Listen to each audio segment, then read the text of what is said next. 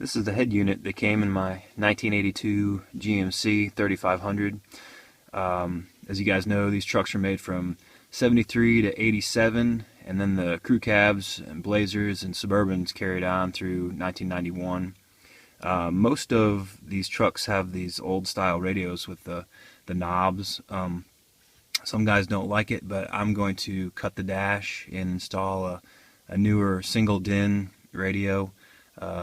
I need some modern inputs so I can play music from my phone. So just going to show you a little DIY on that.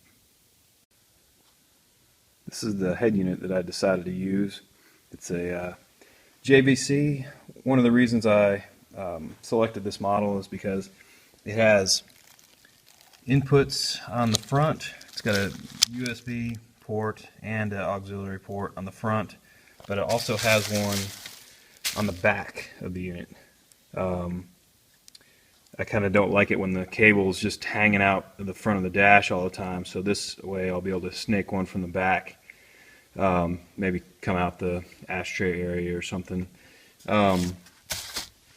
Here's the mounting kit, and it's one of the important parts of the whole deal.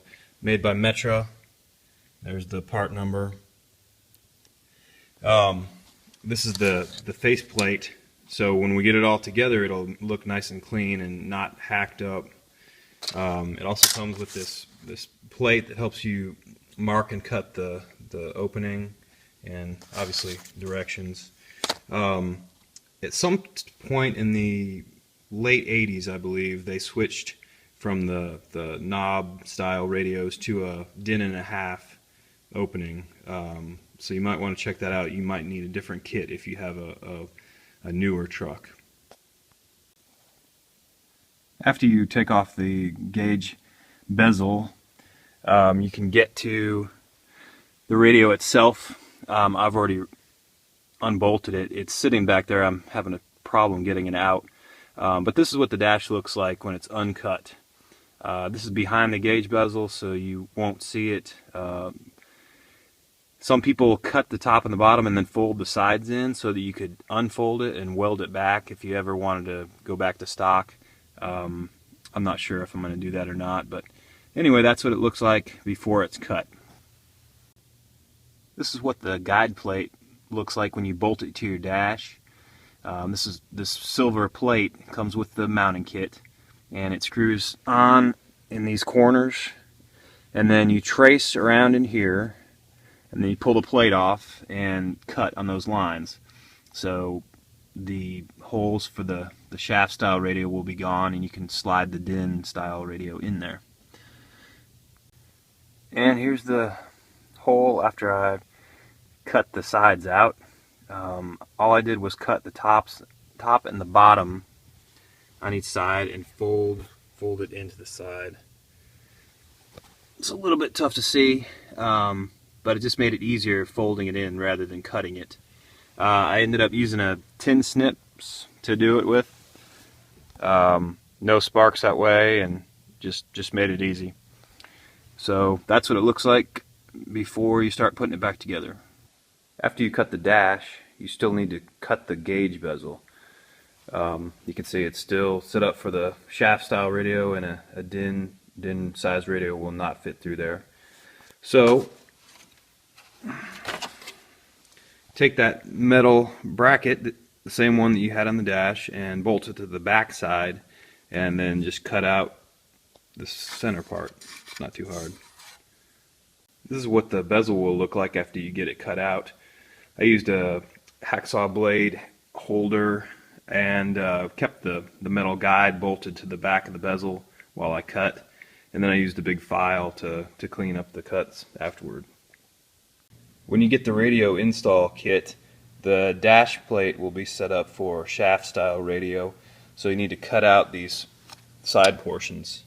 I used a couple of wire cutters, and then I just filed the edges smooth. After you get everything cut, this is how it goes together. The radio cage goes through the install panel, and then it goes through the gauge bezel. These be pushed together, obviously, but that's the order they go together. Here's the gauge bezel reinstalled. You can just barely see the metal trim plate that comes with the kit is sandwiched between the sub dash and the bezel. It's right in there. That just gives it some extra support. You really do need to put these two screws back in, because otherwise this edge will kind of be flopping around. It's out a little bit. It doesn't look very good. Here's the radio cage and panel inserted. You can see it's going to look really good, not all hacked up. Just slides in, and then bend a few tabs down just to keep the radio cage from coming out. A couple of things I wanted to mention real quick. I use these connectors. I bought them at Crutchfield, and I've never used them before, but they're excellent. A lot better than crimp connectors. They're made by Posi Products, and this is number 500. But they're real secure. You can reuse them, and just really a good product. Also, when you cut in the dash, be careful because it's sharp. I cut myself minorly. And before you put everything back together, go ahead and plug your radio in and test it so you don't get it all together and have to take it out again. And here's the finished install. Looks pretty good. The only thing I wasn't 100% satisfied with is you can see the radio cage just a little bit right here. I might have to color that black, but otherwise it's a nice clean installation. It's in a good spot,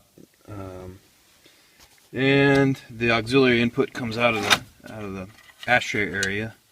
I previously painted my ashtray with Plasti Dip, so you can put your phone in there.